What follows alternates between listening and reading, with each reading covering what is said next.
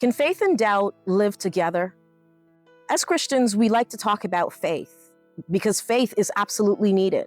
I think all of us aim to have great faith, but there is a struggle that happens within all of us, and that is the struggle between doubt and faith, and even sometimes, yes, fear and faith. You know, it's the things that we don't talk about that kill us. It's the things we don't talk about that keeps us from growing in our faith. If I'd be honest, there are times where I struggle between faith and doubt. Times where it feels like faith and doubt are both struggling within me at the very same time, like I possess these two qualities together. You know, I remember that my son, as a child, he had a tremendous fear of going down the slide in a playground.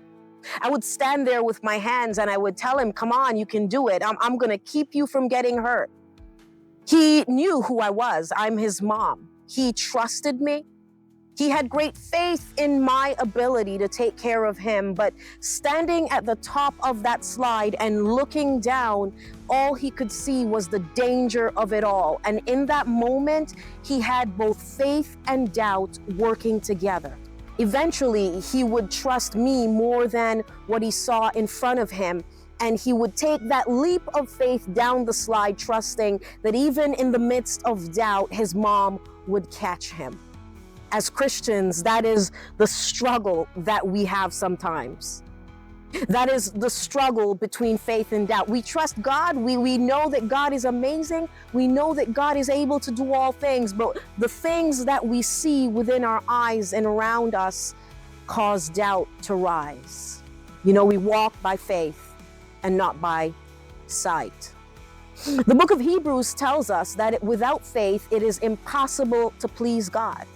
For they that come to God must know that He is, and that He is a rewarder of them that diligently seek Him. We must believe God. In the book of Mark, it tells the story of a man with a child who needs deliverance.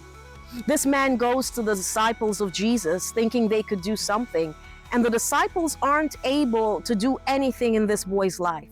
The man is probably a little bit frustrated at this time, and he goes to Jesus, and Jesus says, if you can believe, then all things are possible to them that believe.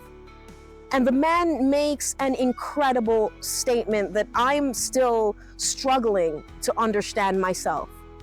He says, Lord, I believe, but help thou my unbelief. This man, in the middle of what seems to be an impossible situation, admits that he has both faith and doubt. I'm so thankful that Jesus doesn't require great faith. He just requires a little bit of faith to be able to work. But what about that doubt? You know, the disciples would later say to Jesus, why couldn't we do this? And Jesus would say that this type cometh not out but by prayer and fasting. We often attribute this saying of Jesus to the casting out of a devil. If the disciples were fasting and praying, then they would have been able to bring deliverance to this boy's life. But what about the doubt in the midst of this scenario? Lord, I believe, but help thou my unbelief. This type cometh not out but by prayer and fasting, which tells me that there is a way to increase our faith and decrease or eradicate our doubt. If you're struggling with doubt, I want to tell you right now that it is a natural human emotion. But my faith in Jesus causes me to trust Him more than I trust what I feel. How do I begin to experience greater faith and less doubt? By choosing intentionally each and every day to trust God more than I trust what I see or what I experience. Trust His word, that He is with you, He will never forsake you. Trust His word, that He is a very present help in a time of trouble. Trust who He is, that He is a gracious and merciful God. He's loving and He is kind. You know, there are many things that seek to eradicate our faith. Another one that goes with doubt and faith is fear and faith.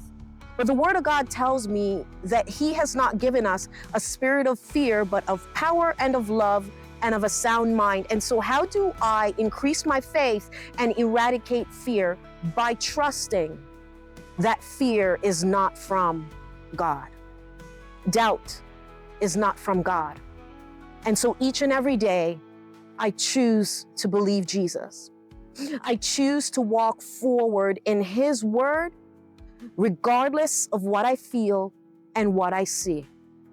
And if I will take intentional steps towards Jesus, even in the midst of doubt, each and every day, my faith will increase and my doubt will decrease.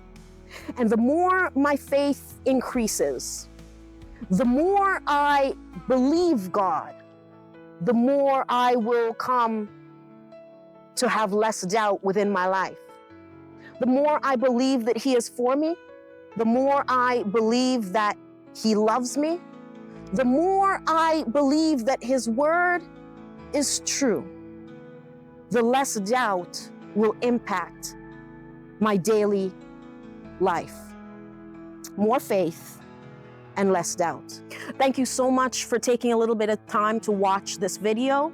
Be sure to like, share, and subscribe, and come back next time for a little bit of word that will increase your faith and your walk with Jesus.